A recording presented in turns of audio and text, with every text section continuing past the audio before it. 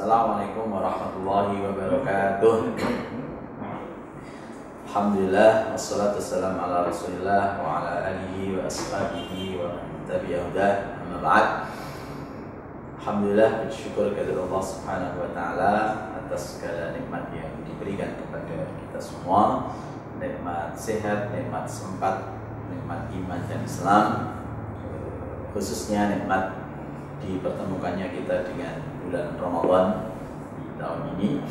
Mudah-mudahan pertemuan kita dengan bulan Ramadan bisa mengantarkan kita pada pribadi-pribadi muttaqin, sekaligus bisa menjadikan dosa-dosa kita terhapus sebab datangnya bulan Ramadan ini. Bapak Ibu yang dirahmati Allah, sebagaimana yang kita ketahui bersama bahwa Ramadan kali ini mungkin terasa agak beda dengan Ramadan sebelumnya, di mana Ramadan saat ini kita diuji oleh Allah Subhanahu wa taala dengan adanya wabah atau musibah COVID-19 ini. Namun sebuah kepastian bahwa apa yang ditetapkan Allah tidak ada yang sia-sia. Rabbana ma khalaqta hadza batila. Oleh karena itu pasti ada hikmah di balik itu semua. Termasuk di antara hikmah yang bisa kita ambil dengan adanya wabah ini, kita bisa lebih diam di rumah, dengan artian kita bisa lebih kumpul banyak dengan keluarga, sekaligus kita juga bisa menambah wawasan ilmu terkait hal-hal yang berhubungan dengan Ramadan, khususnya ketika digabungkan dengan jenis-jenis ibadah ketika saat wabah ini. Begitu pula dengan kajian yang biasanya bisa tatap muka dihadirkan di sekolah, yang mungkin yang menyimak, yang mendengarkan tidak sebanyak ketika seperti ini justru, karena yang hadir mungkin sekitar berapa persen, tapi dengan ini bisa jadi yang mengambil faedah, yang memberi masukan lebih banyak karena bisa mengikuti dari rumah masing-masing. Ini juga hikmah yang patut kita syukuri. Oke, Bapak Ibu yang dirahmati Allah, hafidzakumullah. Untuk kali ini kita akan membahas tentang serba-serbi Ramadan, khususnya di tengah COVID-19 ini, di mana ada beberapa pertanyaan, banyak pertanyaan sebenarnya yang masuk yang berkaitan dengan Ramadan maupun dengan praktek-praktek ibadah di saat seperti ini, dan hal-hal yang lain yang telah disampaikan kepada kami. Mudah-mudahan nanti bisa terjawab semua, mudah-mudahan. Tapi seandainya waktu yang tidak mengizinkan karena ada keterbatasan waktu, kalau nanti ternyata ada yang terlewat, ya mohon maaf, mungkin nanti bisa dilanjutkan dengan sesi jabrian mungkin ya. Bapak Ibu, kita bacakan pertanyaan-pertanyaan yang masuk. Ini sudah dikelompokkan per kelas gitu. Sebagaimana yang masuk kita langsung baca satu-satu dan kita berikan jawaban sebisa mungkin. Tentunya nanti diharapkan ada koreksi dari panjenengan terkait jawaban ini. Yang pertama, bagaimana tips menjaga iman dan imun di tengah pandemi corona? Soalnya kadang-kadang di hati mengeluh dengan keadaan instan. Bapak Ibu yang dirahmati Allah, hafidzakumullah, sebagaimana kita ketahui bersama bahwa saat ini ya kita diuji dengan musibah corona atau virus COVID-19 ini, yang sekali lagi tadi di mukadimah kita sampaikan pasti ada hikmahnya. Dan tentunya ketika pertanyaan berkaitan dengan iman dan imun, semakin kita yakin bahwa langkah yang paling tepat ketika terjadi wabah seperti ini untuk menjaga iman kita adalah keyakinan bahwa ini semua semata-mata kebijakan Allah, keputusan Allah yang pasti ada hikmahnya. lebih jelasnya Rasulullah SAW ketika ditanya tentang hakikat wabah ini, beliau menjawab fima makna innahu kana 'adaban arsalahu 'ala ibadihi man yasha' wa ja'alahu rahmatan lil mu'minin. Sejatinya wabah ini adalah siksaan yang diturunkan Allah kepada hamba-hamba yang dikehendaki, yang tujuannya agar mereka kembali kepada Allah, sekaligus rahmat bagi orang yang beriman. Itu jawaban Rasul ketika ditanya tentang wabah oleh Sayyidah Aisyah radhiyallahu anha. Artinya, ketika sedang ada wabah, maka langkah yang paling tepat adalah kita kembali kepada Allah, kita kembali mendekatkan diri kepada Allah. Mungkin selama ini kita lalai, mungkin selama ini ada waktu-waktu yang kita gunakan untuk maksiat kepada Allah, mungkin selama ini ada ibadah yang kurang maksimal sehingga kita diingatkan dengan wabah ini. Maka untuk menjaga keimanan kita kembali kepada Allah, mendekat diri kepada Allah, karena sejatinya wabah ini justru bisa mengembalikan kita kepada Allah SWT. Nah, terkait dengan menjaga imun, yang mana memang ketika imun kita kuat, kekebalan tubuh itu akan positif. Ketika kekebalan tubuh positif, maka virus akan lemah. Seperti itulah kira-kira. Oleh karena itu, yang perlu kita hadirkan di saat ini adalah prinsip ketenangan. Bahwasanya ketika kita sudah yakin itu semua diatur oleh Allah, ditetapkan oleh Allah, maka kita tidak perlu gelisah apalagi protes, tapi tetap tenang. Insya Allah setiap ada masalah pasti ada jalan keluar. Nah, selain itu kita juga harus tetap berikhtiar untuk menjaga imun kita. Terlalu cemas gak boleh, terlalu tenang dan menyepelekan ikhtiar juga gak boleh. Tetap ada ikhtiar yang kita lakukan. Nah, di antara ikhtiar yang bisa kita lakukan di lanjutan hadis tadi tentang alladzi yaqusu fi baladi sabiran muhtasiban kutiba lahu ajru syahid. Jadi ketika ada wabah seperti ini, hendaklah dia tetap diam di kampungnya, tetap diam di daerahnya, atau kalau di hadis riwayat Ahmad di rumahnya. Nah, ini sebagai salah satu ikhtiar agar kita punya imun yang kuat saat terkena wabah, tidak tertular dan tidak menulari. Selain itu juga kita dianjurkan untuk selalu bersih-bersih, sebagaimana Islam juga menganjurkan hal tersebut, dan juga mengkonsumsi hal-hal yang bergizi, makanan yang sifatnya bergizi. Intinya ketenangan, kemudian dilanjutkan dengan ikhtiar-ikhtiar yang telah digariskan baik oleh agama maupun oleh pemerintah. Jadi nggak usah dipikir ibu, pokoknya tenang aja, tapi tetap usaha. Oke, lanjut ke yang kedua, bagaimana tata cara pelaksanaan sholat id di tengah pandemi corona Pak Ustadz? Apa boleh dilakukan di rumah? Sedangkan hati itu lebih mantap kalau di masjid. Memang secara umum dalam kondisi normal sholat id ini bagian dari ibadah yang tujuannya adalah memperlihatkan syiar Islam, yang mana dilakukan rame-rame di masjid maupun di lapangan, ya, sebagaimana yang kita jumpai di hari-hari atau tahun-tahun sebelumnya. Dan ini bagian dari syiar yang memang dianjurkan semuanya untuk hadir di masjid untuk melakukan sholat itu. Bahkan perempuan-perempuan yang halangan pun disuruh menghadirkan karena untuk menunjukkan syiar. Akan tetapi ketika terjadi wabah semacam ini, yang mana di antara ikhtiarnya adalah tidak berkerumun banyak orang, harus tetap di rumah, mungkin sebagian daerah yang memang sudah ditetapkan red zone dan seterusnya. Ketika sholat id dilakukan di rumah, maka sah-sah saja, boleh-boleh saja. Bahkan kalau menurut madzhab Syafi'iyah, dikerjakan berjamaah bisa, sendiri-sendiri juga bisa, tanpa ada khutbah juga tidak masalah. Ini kalau sholat id. Dan ini juga pernah dicontohkan atau dipraktekkan oleh sahabat Anas. Beliau dalam suatu momen, suatu musim, beliau tidak ikut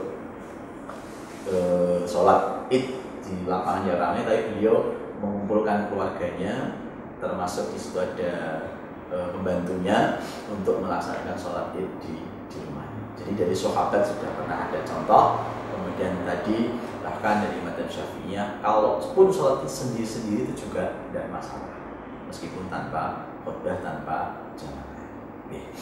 Ya harapan kita sih mudah-mudahan segera diangkat sehingga nanti ketika Lebaran bisa syiar rame di masjid ataupun di maidan lapangan. Selanjutnya biasanya ketika Lebaran kita silaturahim ke tetangga, orang tua. Nah kalau saatnya seperti ini bagaimana Ustaz? Sekali lagi terkait tentang wabah ini memang mengharuskan yang kondisi normal menjadi tidak normal, yang semestinya ada banyak aktivitas ibadah bisa kita kerjakan menjadi tidak bisa kita kerjakan.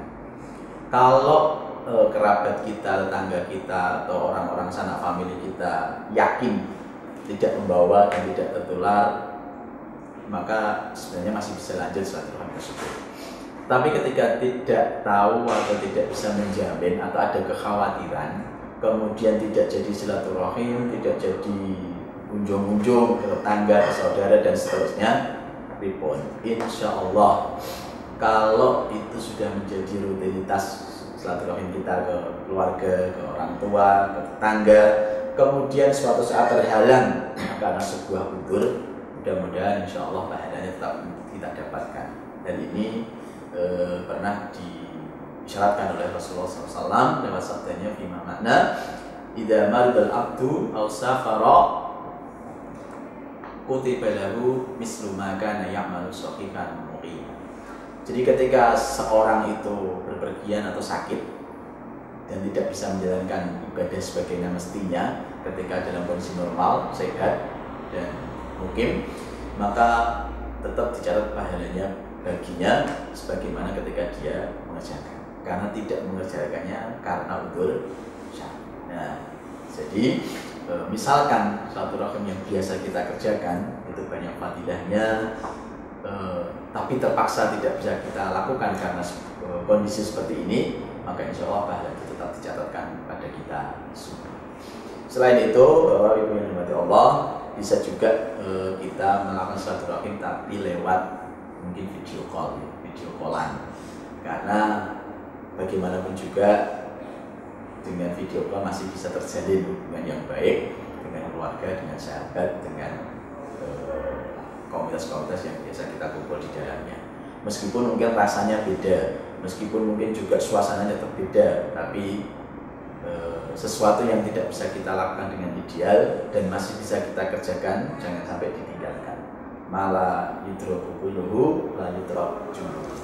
Sesuatu yang tidak bisa kita kerjakan sempurna, maka tetap kita ambil sebagiannya, meskipun tidak sempurna. Jadi bisa dilanjut silaturahimnya dengan video call atau mungkin phone dan seterusnya.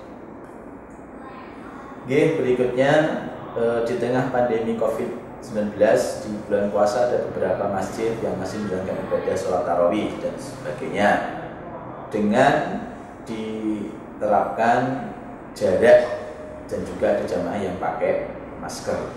Nah, bagaimana dengan hal tersebut? Mohon pencerahan. Terkait sholat jamaah renggang atau softnya tidak rapat, memang untuk kondisi normal diusahakan rapat. Bahkan sebagian ulama ada yang mewajibkan soft itu harus rapat dan lurus, meskipun jumhur mengatakan sunnah untuk merapatkan soft. Nah, tapi kalau kondisinya seperti ini, sekali lagi kita nggak tahu mana yang kena, mana yang terdampak, mana yang karir membawa, dan dikhawatirkan bisa menulari yang lain. Jika ternyata ada yang membawa virus, maka tidak masalah. Seandainya sholatnya ada spasi, entah itu setengah meter, 1 meter, tidak masalah.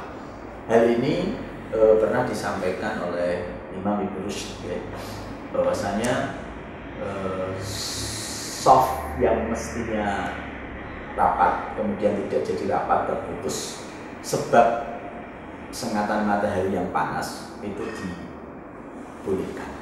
Jadi kalau bahasanya kurang lebih khufifa inqita' sufuf li darurati syams, begitu Ibnu Rushd mengatakan. Jadi diberi keringanan untuk tidak rapat-rapatan dalam soft sholat ketika ada matahari yang cukup panas. Nah, logikanya kita Kalau karena panas saja softnya boleh nggak dapat, maka karena kasus ini atau dampak lainnya atau COVID ini yang madorotnya lebih besar, jelas berarti boleh untuk tidak seperti itu. Begitu pula dengan sholat menggunakan masker, ya, dimana kita semua juga sudah memahami bahwa ketika sholat itu mestinya wajah terbuka, agar ketika nempel di tempat sujud itu sempurna. Kemudian juga memang ada larangan dari Rasulullah SAW untuk menutup mulut ketika sholat. Itu aslinya, hukum aslinya, hukum normalnya seperti itu. Jadi kalau memakai masker itu makruh, minimal makruh hukumnya di kondisi normal karena dia menutup mulutnya, atau mungkin sujudnya juga tidak sempurna nempelnya dan seterusnya. Akan tetapi sekali lagi dalam kondisi seperti ini, dalam kondisi wabah seperti ini, yang memang salah satu ikhtiarnya adalah menggunakan masker, sehingga ketika bersin atau batuk tidak nyemprot ke sebelahnya, maka sholat menggunakan masker pun diperbolehkan dalam kondisi seperti ini. Karena ini dianggap sebuah kebutuhan, yang mana kebutuhan itu bisa dihukumi sebagai kedururatan. Jadi kalau kaidahnya al-hajah tanzilu manzilat darurah. Sebuah kebutuhan, sebuah keperluan itu bisa menduduki posisi sebuah kedururatan seperti itu. Jadi no problem, insyaallah. Ketika kondisi memang benar-benar mengharuskan pakai masker, sholat pakai masker pun tidak menjadi masalah. Selanjutnya, bagaimana komunikasi yang sehat dengan anak yang mengharuskan anak belajar di rumah, sementara orang tua, khususnya ibu, bekerja dari pagi sampai sore, dan anak menunggu di rumah, pengen bimbingan dari orang tua. Nah, ini mungkin yang lebih paham tentang dunia peranakan mungkin bapak ibu guru, atau mungkin orang tua yang sudah sering mengikuti parenting. Tapi yang jelas kita sebagai orang tua itu punya kewajiban untuk memahamkan anak, menyampaikan kepada anak baik permasalahan-permasalahan agama maupun permasalahan-permasalahan yang bermanfaat bagi anak atau kemaslahatan anak. Karena bagaimanapun juga anak itu tanggung jawab kita. Nah, di antara komunikasi yang bisa dibangun dengan anak dan pendekatan-pendekatan yang disesuaikan dengan pola pikir anak itu sendiri. Bisa jadi antara anak yang satu dengan anak yang lain dia model omongannya berbeda. Mungkin ada yang sudah paham, ya, Mas, ini kamu belajarnya di rumah, tapi bunda memang tetap harus kerja karena salah satu kewajiban orang tua itu memberi nafkah juga. Jadi nanti bimbingan belajarnya bisa ketika bunda sudah di rumah untuk jawab tugas yang diberikan dari sekolah. Mungkin ada yang langsung oke, ya paham. Mungkin sebagian anak ada yang kritis cerdas, nih. Wah, aku mau omah, wong tua aku jadi keluyuran. Nah, terus dia, mungkin ada yang seperti itu. Maka di sini memang perlu sekali lagi pendekatan dan berusaha untuk menemukan mana yang paling cocok disampaikan kepada.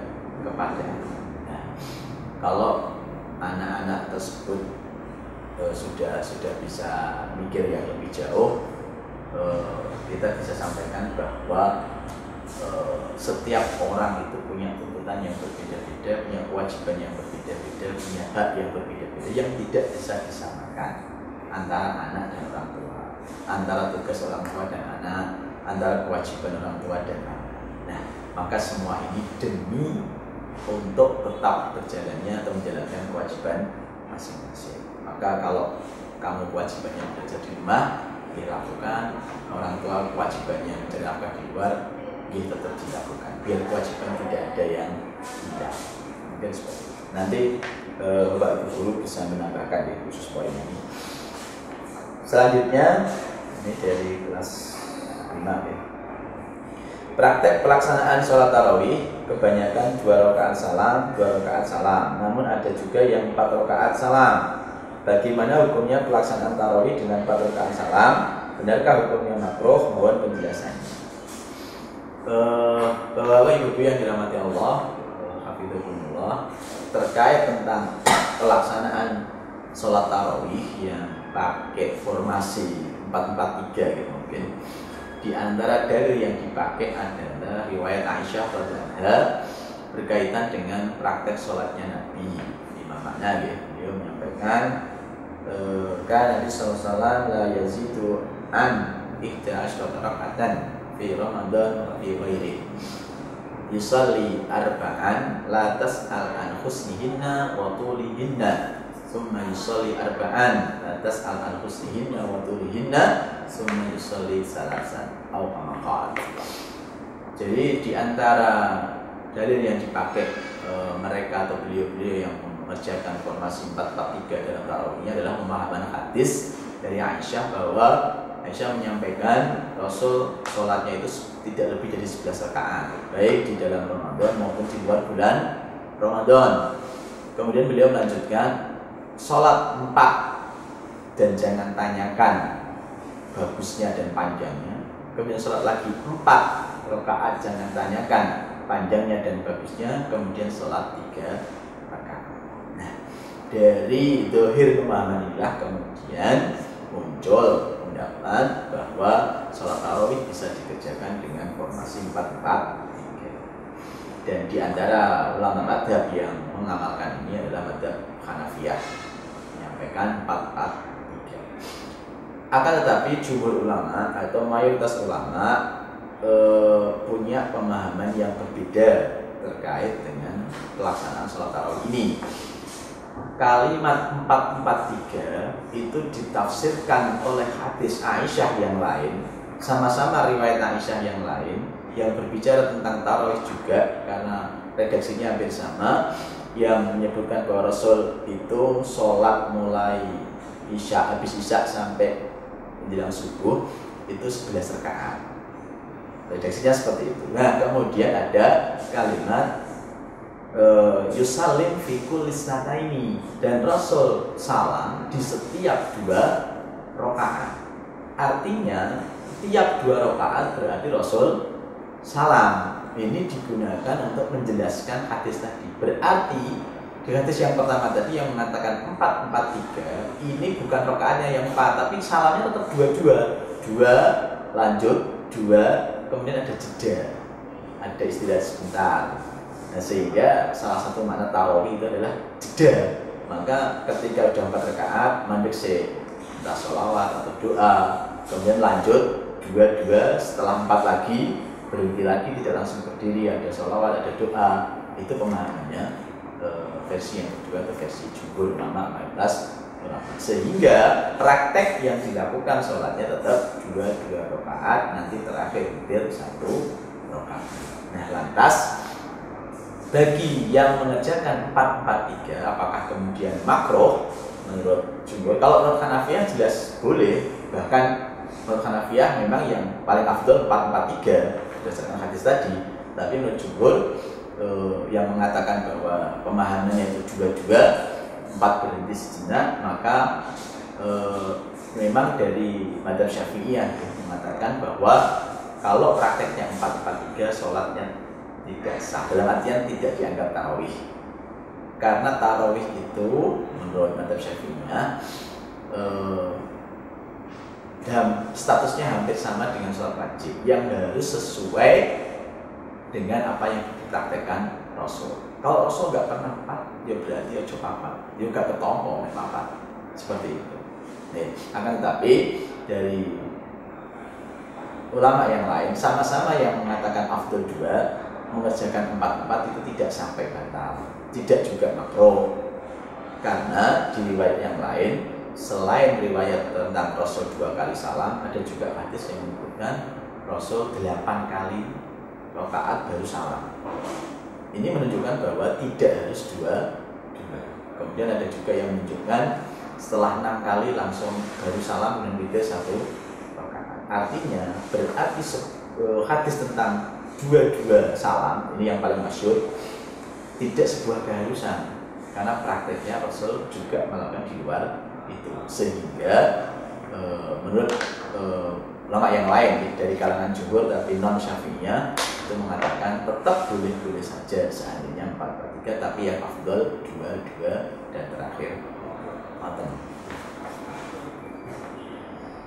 Berikutnya mengenai sholat Id, bagaimana kalau nanti dilakukan di rumah, bagaimana caranya, boleh tidak sah. Ini sampun kejawab tadi guys, sudah kejawab tentang sholat Id. Intinya boleh di rumah, boleh tanpa khutbah, bahkan boleh sendiri. Berikutnya, suami masih masuk kerja seperti biasa, tapi masjid sebagian ada yang sholat Jumat dan ada yang tidak. Mana yang lebih tepat untuk suami yang tadi masuk kerja? Apakah itu sholat Jumat atau diganti sholat zuhur? Mohon pencerahan. Dalam kondisi saat ini memang kita jumpai ada masjid yang memang off, tidak ada Jumatan. Tapi juga sebagian masjid, khususnya di Kudus ini ya, masih banyak yang menyelenggarakan sholat Jumat. Dan mungkin perbedaan itu karena menganggap tadi zona-zona, ada yang zona merah, ada yang zona kuning, ada zona hijau, atau menganggap jamaahnya aman dan seterusnya karena sudah bisa memastikan atau menjamin tidak ada yang terpapar, tidak ada yang membawa virus, dan tetap mengadakan sholat Jumat sehingga belum masuk ke keadaan darurat sehingga masih wajib Jumatan. Maka dalam hal ini ketika memang kondisi daerahnya atau khususnya tempat pelaksanaan sholat Jumat itu memang masih aman, maka hukum asli sholat Jumat masih wajib. Sehingga suami tadi yang kerja kok kemudian misalnya samping kantornya ada masjid yang Jumatan, masih punya kewajiban Jumat. Ini kalau memang kondisinya masih dianggap aman atau jamaahnya bisa dijamin yang terpapar dan seterusnya. Akan tetapi kalau memang ada kekhawatiran, tidak ada jaminan, atau mungkin lebih-lebih pemerintah setempat di desa tersebut mengatakan sini zona merah nggak boleh Jumatan dan seterusnya misalkan, maka seandainya tidak sholat Jumat, insya Allah tidak masalah dan diganti dengan sholat zuhur. Jadi ini lebih ke kebijakan pemerintah setempat, kemudian takmir setempat untuk berkomunikasi sehingga menetapkan ini layak untuk Jumatan atau tidak, tentunya dengan informasi yang jujur dari berbagai macam pihak sehingga Pak Yainya nanti bisa memutusi dengan tepat. Berikutnya, apa saja yang hal apa saja terkandung dalam surah Waqiah dan keuntungan membaca surat Waqiah. Kalau surat Al-Waqiah ini secara umum berbicara tentang hari kiamat. Persyaratan hari kiamat, peristiwa-peristiwa hari kiamat itu isinya. Adapun fadilahnya yang paling populer adalah surat Waqiah ini bisa menyebabkan rezeki lancar, bisa menyebabkan sugih atau katanya. Nah, terkait hal ini ada sebuah riwayat yang menyebutkan bahwa lima makna man qara'a surat al-Waqiah fi kulli lailatin lam tusrufa qatun abadan. Siapa yang membaca surat al-Waqiah tiap malam, maka dia akan terhindar dari kefakiran selamanya. Itu ada riwayat hadisnya. Hanya saja Bapak Ibu yang dirahmati Allah, para ulama menetapkan status hadis ini itu hadisnya dhaif, hadisnya lemah, sehingga untuk dipastikan itu dari Nabi belum bisa. Jadi hadis tentang surat Al-Waqiah itu bisa menolak fakir, artinya nggak bakal fakir kalau baca surat Al-Waqiah. Itu beberapa ulama menetapkan statusnya lemah atau dhaif.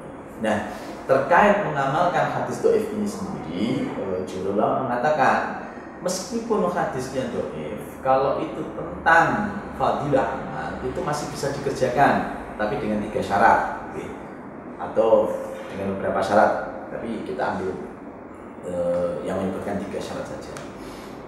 Jadi hadis dhaif ketika hubungannya dengan fadhil amal bisa dikerjakan, masih bisa diamalkan, tapi dengan 3 syarat. Yang pertama, Allah yataqad annahu minan nabi. Syarat yang pertama mengamalkan hadis dhaif adalah tidak dipastikan itu dari Nabi. Jangan kamu pastikan kalau ini dawuh Kanjeng Nabi. Amalkelah ning aja mbok pastikan teko Kanjeng Nabi. Dan yang kedua, an yakuna mundarijan tahta aslin sabitin. Hadis ini harus di bawah cakupan keumuman dalil yang sahih. Maksudnya gini, baca surat Al-Fatihah secara khusus itu tadi ada lemah, tapi baca Al-Quran itu perintahnya banyak, sehingga di bawah keumuman hadis yang sahih atau dalil yang sahih baik dari Quran maupun hadis. Dan yang ketiga, alla yakuna syadidatu fi mawdu'an, bukan hadis palsu. Jadi kalau selama derajatnya tidak sampai palsu, maka masih bisa dikerjakan. Oleh karena itu, bagi yang mengamalkan membaca surat Al-Fatihah tadi, ya, bisa tetap mengamalkan meskipun beberapa orang dari hadisnya dhaif, tapi dengan syarat satu, jangan dipastikan itu dari Nabi. Yang kedua, insya Allah syaratnya terpenuhi karena baca Al-Quran itu perintah umumnya banyak yang sahih. Dan yang ketiga, hadisnya bukan hadis.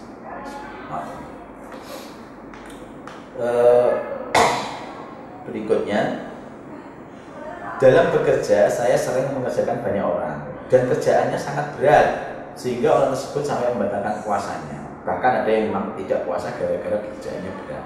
Apakah saya dapat dosanya karena melalui perintah saya menyebabkan mereka melakukan maksiat di bulan Ramadan? Nyata nggih. Jadi kalau ada orang yang sengaja tidak puasa atau membatalkan puasa tanpa ada udzur, nah itu yang ulama sepakat nggak boleh, dosa besar, bahkan kifaratnya juga besar. Akan tetapi kalau pekerjaan, di satu sisi dia punya kewajiban untuk mencari nafkah yang harus bekerja, dan pekerjaannya memang sing disoni atau yang ditemui seperti itu yang berat, sehingga dengan pekerjaan yang berat tersebut menyebabkan dia tidak bisa puasa. Nah, hal ini juga sudah dituliskan di beberapa kitab yang menyantumkan bahwa salah satu udzur puasa adalah al-amal syaq, pekerjaan yang berat. Meskipun sekali lagi tidak di semua kitab menyebutkan ini, ada beberapa kitab yang menyebutkan, di antaranya Fiqh Sunnah itu menyebutkan bahwa al-amal syaq, pekerjaan yang berat itu menyebabkan dia dapat udzur, dapat diperbolehkan untuk tidak puasa, dan nanti menggantinya ketika dia tidak bekerja. Artinya mungkin kan ada liburnya, gitu. Kerja itu ada liburnya, sehingga ketika nanti libur dia bisa menggantikan hal tersebut. Tapi sekali lagi ini tidak semua ulama sepakat. Sebagian ulama yang mencantumkan bahwa salah satu udzur itu pekerjaan yang berat, sehingga ibu-ibu atau bapak-bapak yang mengerjakan karyawan yang mana pekerjaan itu jadi memang membutuhkan hal yang berat, kok kemudian karyawannya sampai batal, insya Allah tidak bisa. Karena batal karena pekerjaan yang berat termasuk udzur diperbolehkannya meninggalkan. Akan tetapi seandainya kita niatkan yang kuat niatnya, insya Allah meskipun berat pekerjaannya kita akan bisa kuat puasa. Kecuali kalau memang gara-gara tugas kemudian kalian menyemangkan keramangan mati, itu tidak lagi. Tapi insya Allah dengan niat yang kuat, dengan kondisi yang sehat, mudah-mudahan yang bekerja berat masih bisa puasa. Tapi kalau memang tidak mungkin puasa, seandainya harus membatalkan, maka tadi ada ulama yang bolehkan dan memasukkan pekerjaan berat itu sebagai udzur, sehingga yang mengerjakannya pun tidak dosa, insya Allah. Berikutnya, sikat gigi dan kumur dalam wudhu saat puasa, boleh atau tidak? Karena ada yang bilang boleh, ada yang bilang tidak boleh. Secara umum kita memang disunahkan untuk gosok gigi, berkumur di saat wudhu. Akan tetapi di saat puasa ini, karena dikhawatirkan kalau sikat gigi itu bisa masuk, ada bagian masakan sudah masuk, atau kalau berkumur juga mungkin khawatirkan bisa masuk airnya, sehingga jadi pertanyaan boleh atau tidak. Oke.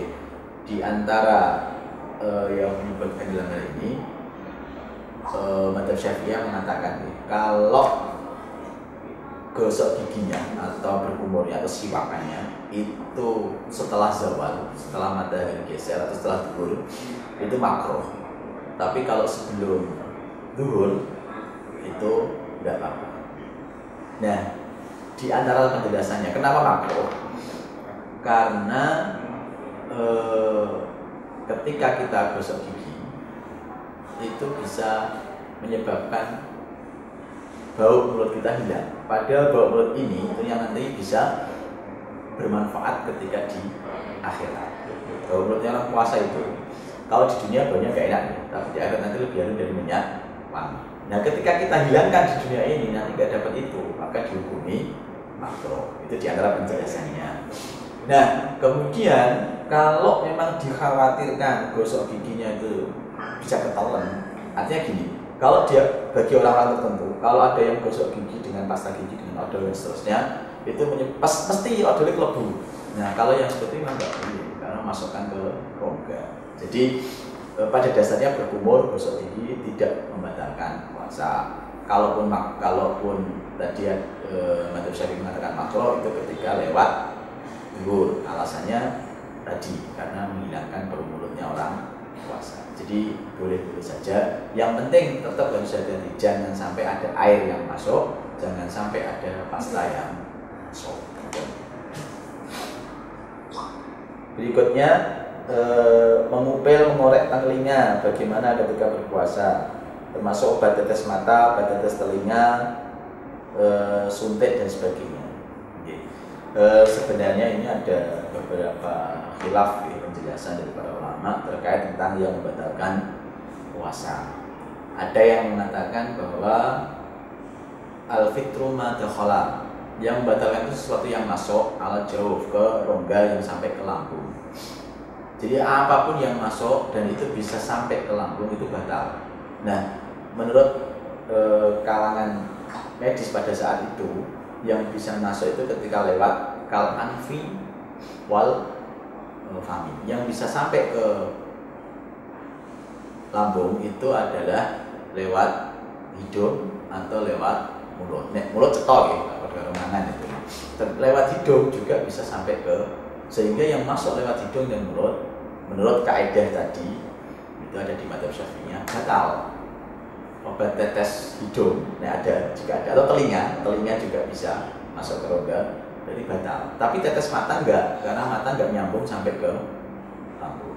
Ini kalau pakai kaidah yang membatalkan adalah sesuatu yang masuk dan sampai ke lambung. Nah, sementara ada juga yang memberikan kaidah yang masuk itu adalah yang lewat mulut. Jadi yang batal itu kalau lewat mulut, karena puasa batal itu kan yang batal puasa yang jelas ayatnya yang sepatutnya makan dan minum. Dan makan minum itu normalnya lewat mulut, maka yang membatalkan hanya yang lewat mulut saja. Ini ada dapat seperti itu. Ada juga yang mengatakan klasifikasinya itu tidak berdasarkan lewat masuknya, tapi barangnya itu termasuk taudiah atau tidak, termasuk gizi atau termasuk makanan yang bisa menguatkan atau tidak. Jadi kalau yang masuk itu berupa makanan atau berupa suplemen, entah lewat mana saja, maka batal. Tapi kalau tidak berupa suplemen, tidak berupa makanan, maka tidak batal. Ada juga yang pakai kaidah itu. Sehingga dalam hal ini memang kita mau pakai patokan kaidah yang mana, yang konsekuensinya tadi beda. Kalau dari Madzhab Syafi'i memang kaidahnya tadi sesuatu yang masuk dan bisa nembus ke lambung, sehingga lewat telinga, lewat hidung, lewat mulut itu bisa. Kalau tetes mata berarti enggak mau bawa. Kalau sekedar ngorek telinga, insya Allah nggak ada yang masuk ya, jadi aman. Ada teman yang berniat sholat Jumat di masjid, tetapi ternyata ketika mendapatkan 2 rakaat sehingga langsung salam dan dapat informasi bahwa masjid tersebut tadi tidak sholat Jumat tapi sholat zuhur, padahal si makmum tadi niatnya sholat Jumat. Bagaimana hukumnya? Dalam hal ini kita masuk ke bab ikhtilafun niyah bainal makmum wal imam, perbedaan niat antara imam dan makmum. Tadi si makmum itu ngiranya di situ sholat Jumat. Maka otomatis ketika mau sholat dia niatnya sholat Jumat. Ternyata jamaah di situ tadi sudah masuk ke rakaat 3/4 sholat zuhur. Ketika otomatis ketika si makmum tadi dapat 2 rakaat salam, yang imam sholat zuhur, yang makmum niatnya sholat Jumat, seperti itu. Nah, kalau kita masukkan ke bab bedanya niat antara imam dan makmum itu boleh-boleh saja. Jadi diperbolehkan. Ini di semua madzhab membolehkan. Bedanya ada beda niat antara imam dan makmum. Ya. Di antara yang dipakai dalil itu beberapa hadis. Di antaranya ketika Mu'ad sudah selesai sholat sama Nabi, kemudian Mu'ad mengimami kaumnya, itu kan berarti Mu'ad statusnya sholat sunnah, niatnya dia juga sunnah, bukan wajib. Tapi kemudian makmumnya kan niatnya wajib, berarti beda niat antara sunnah dan wajib, tapi diperbolehkan. Ini di antara dalil yang membolehkan beda niat antara imam dan makmum. Begitu juga ketika ada orang yang sholat sunnah kemudian dicabek jadi imam, imamnya sholat sunnah tapi dia mungkin makmumnya sholat wajib, itu juga di dalam madzhab memperbolehkannya beda niat antara imam dan makmum. Maka tadi seandainya kasusnya seperti itu, makmumnya niatnya sholat Jumat padahal imamnya sholat zuhur, tidak masalah. Ini kalau kita masukkan ke bab beda niat dalam sholat.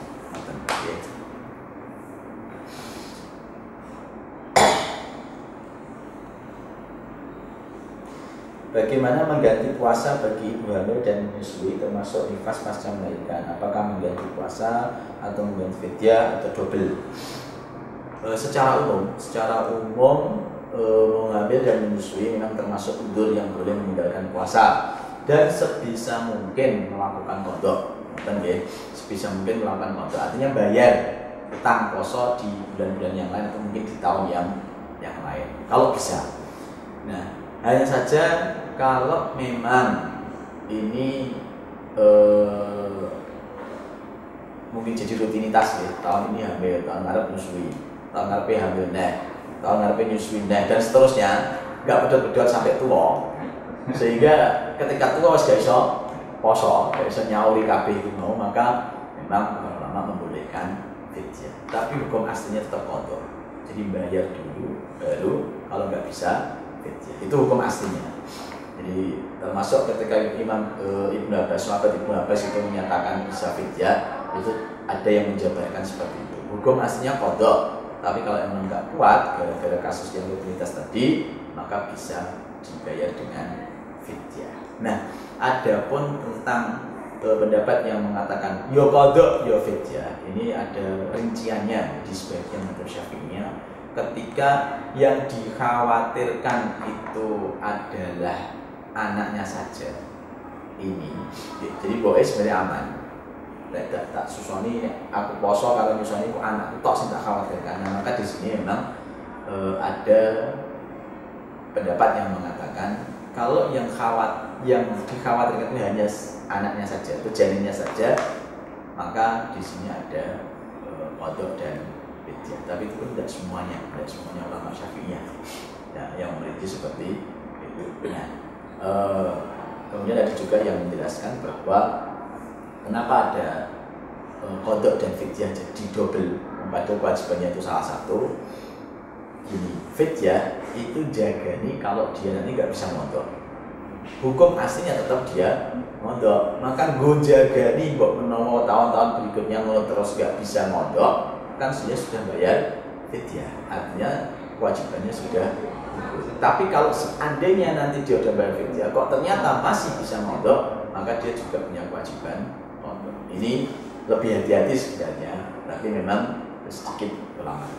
Karena yang asli adalah qadha. Jika nggak mampu qadha, baru bayar fidyah. Berikutnya, bagaimana cara membedakan zakat mal dengan zakat profesi? Bagaimana cara hitungannya dan bagaimana nisab dari zakat yang luas? Ini kita pakai mendapat bahwa zakat profesi termasuk yang wajib dizakati, bagian dari zakat mal. Dan kalau profesi itu kan dikeluar cairnya atau gajiannya ya, makanya atau hasil yang didapatkan kan rata-rata bulanan atau per bulan. Sementara untuk mewajibkan mengeluarkan zakat profesi itu pakai dalil wa atu haqqahu yauma hasadi. Tunaikan kewajibannya saat panen hasilnya. Jadi panen hasil, kalau orang yang bercocok tanam, yang dihasilkan kan tanamannya. Kalau para guru, PNS, karyawan yang gajian bulanan, panennya kan berupa duit. Tapi dia juga panen juga, maka ada kewajiban zakat. Ini pendalilan bagi yang mewajibkan zakat profesi. Sehingga kalau dikaitkan dengan ayat tersebut yang mewajibkan ketika panen, begitu dia terima gaji atau terima hasil dari pekerjaannya, dizakati, langsung dizakati. Ini kalau kita mengarah ke ayat tadi. Nah, karena yang diterima itu uang, dalam bentuk uang, maka zakatnya 2,5%. Karena uang itu dikiaskan dengan emas, yang zakatnya rubul usyur 1/40 atau 2,5%. Tapi nisabnya dikiaskan disamakan dengan zulu wastimar, tanaman-tanaman. Jadi kalau beras itu nisabnya, kalau bentuk beras ya, bentuk padi itu sekitar kalau hadisnya sih 5 wasak. 5 wasak itu kalau ditimbang sekitar 520 sampai 560 sesuai dengan hitung nih ukurannya. Karena wasak ketika dikilokan ya, memang tetap ada perbedaan. Mungkin wasak itu ukuran zaman dulu, dan ketika dikilokan beda-beda. Wasak itu seperti karung seperti itu. Jadi karung kan mungkin bisa beda-beda ya. Ada yang karungnya gede, ada yang segini cilik. Kalau orang Indonesia mungkin sak itu kalau orang Jawa. Jadi 5 wasak itu 5 sak misalkan. Sehingga kalau ditimbang itu ada yang menetapkan 520, ada yang menetapkan 560, kurang lebih seperti itu nisabnya kalau untuk zakat profesi. Nah, kalau 520 kilo, sementara 1 kilonya itu beras sekarang 10.000 ya, anggap saja, maka berarti nisabnya 5,2 juta. Siapa yang dapat gaji kotor 5,2 juta berarti wajib zakat 2,5%. Seperti itu. Nah, perlu kami sampaikan, ketika nanti dalam 1 tahun kok uangnya itu masih ngumpul dan sampai 1 nisab emas lagi, ya. Misalkan dari gaji-gaji tersebut dibutuhkan sudah tok, gitu kan, masih ada banyak, sehingga ketika ditotal uangnya itu sisa gajian tadi, mungkin gajinya 10 juta misalkan ya, kemudian kebutuhannya hanya 3 juta misalkan. Nah, ketika 7 juta ditabung selama 1 tahun itu kan terkumpul 84 juta. Nah, 84 juta sendiri ini nanti kena nisab zakat uang, emas atau perak. Nah, tapi karena uang zakat profesi tadi sudah kita keluarkan bulanan dan sama-sama bentuknya uang, maka uang yang sudah dizakati di zakat profesi tidak dihitung lagi di zakat mal ketika tahunan, tidak di haul periode tahunan. Nah, ini yang mungkin kadang beberapa hal yang mungkin kurang dijelaskan. Jadi ada orang yang tiap bulan zakat, begitu nanti setahun biasanya ini bodoh, dihitungnya duitnya kok ono 80 dizakatin nih, padahal uang tersebut sudah dizakati bulanan. Mestinya cukup sekali, karena kewajiban zakat di benda yang sama itu hanya sekali, kecuali kalau dia dapat uang lagi dari jalur lain, bukan dari gaji tadi. Nah, itu memang dihitung zakat mal lagi periode tahunan. Berikutnya, saya seorang wira swasta yang punya karyawan dan mau membagi THR. Gimana kalau THR itu diniatkan sebagai zakat? Nah, niatan ya. Yang terpenting dalam kita menunaikan zakat itu kita tasarrufkan ke mustahik zakat. Dan mustahik zakat itu disebutkan ada 8 itu ya, asnaf 8 itu: fakir, miskin, amil, mu'alaf, ghadim, riqab, sabilillah, itu sabil. Selama karyawan kita itu masuk kategori mustahik zakat, kemudian jenengan beri THR tapi niat zakat, boleh. Karena niat zakat itu yang tahu cukup kita. Yang menerima itu tidak harus ngerti kalau ini adalah harta zakat. Ini menurut para ulama ya. Jadi misalkan rumah sana sing nomor itu THR, tapi jebul sing ini ada zakat, boleh-boleh saja. Karena zakat ini urusan niatnya kita dengan Allah Subhanahu wa Ta'ala. Tapi tentu digarisbawahi bahwa karyawannya tadi harus masuk kategori mustahik zakat yang layak menerima zakat. Nek karyawannya suge-suge, karena ini mungkin bisnisnya besar, jadi karyawannya suge-suge, meneh bose. Karyawannya pun suge-suge, tidak masuk fakir, tidak masuk miskin, ambil juga enggak, mualaf juga enggak, dan seterusnya, maka tidak bisa dijadikan sebagai zakat. Nah, kalau karyawannya campur Pak, ana sing sugih, ana sing fakir, maka yang terhitung sebagai zakat adalah yang diberikan ke fakir miskin. Sementara THR yang diberikan pada karyawan yang tidak masuk golongan asnaf 8 tidak bisa dihitung zakat. Lanjut, berapa ukuran fitrah yang zakat fitrah yang tepat? Ada yang mengatakan 2,2, 2,5, 2,7. Ngeten, ini juga sebenarnya permasalahannya, ya bukan permasalahannya gitu. Akarnya itu di ukuran sok itu sendiri, karena kewajiban zakat fitrah sebagai disebut hadis itu kan 1 sok. Lah 1 sok itu 4 mud. Lah mud itu, ukuran mud itu adalah cakupan 2 telapak tangan. Ini 1 mudnya. Nah otomatis mestinya antara tangan yang satu dengan tangan yang lain itu mestinya berbeda-beda. Tangan wong Arab mungkin beda. Nah, itu yang jadi masalah kan. Jadi 4 mud itu berarti 4 kali takaran cakupan. Nah, kalau seandainya standarnya itu pakai tangan saya ini mungkin cakupan nggak ada setengah kilo. Jadi kalau 4 mud ya cukup 2 kilo. Ini kalau misalkan pakai. Nah, karena tangannya itu beda-beda, maka para ulama menetapkan yang dipakai adalah standar umum. Nah, standar umum itu juga sendiri berbeda-beda. Standar umum orang Arab, orang Mesir, orang Irak, orang Indonesia juga mungkin beda-beda. Nah, disinilah kemudian muncul ukuran yang berbeda-beda. Nah, kalau kita tarik ke madzhab misalnya, kita akan ketemu yang paling gede itu di madzhab Hanafi. Karena madzhab Hanafi juga membolehkan zakat fitrah dengan dirham dengan ini. Jika diukur dengan itu semua, ketemu angka 3,8 kilo untuk zakat fitrah. Tapi kalau madzhab yang lain, madzhab Syafi'i itu sekitar 2,7 kilo ketemunya. Madzhab Maliki atau 2,75, madzhab Malik 2,75 atau 2,7 sekitar itu. Nah, kemudian di riwayat Ahmad itu ada yang sama dengan Syafi'i, ada yang sekitar 2,2 kilo. Jadi sekali lagi, ukuran zakat fitrah itu memang 1 sok. 1 sok itu 4 mud, sementara mudnya orang itu beda-beda. Takaran cakupan tangannya beda-beda sehingga dibuat keumuman yang merata. Nah, karena keumumannya itu juga beda-beda sehingga wajar ketika penetapannya ada beda-beda.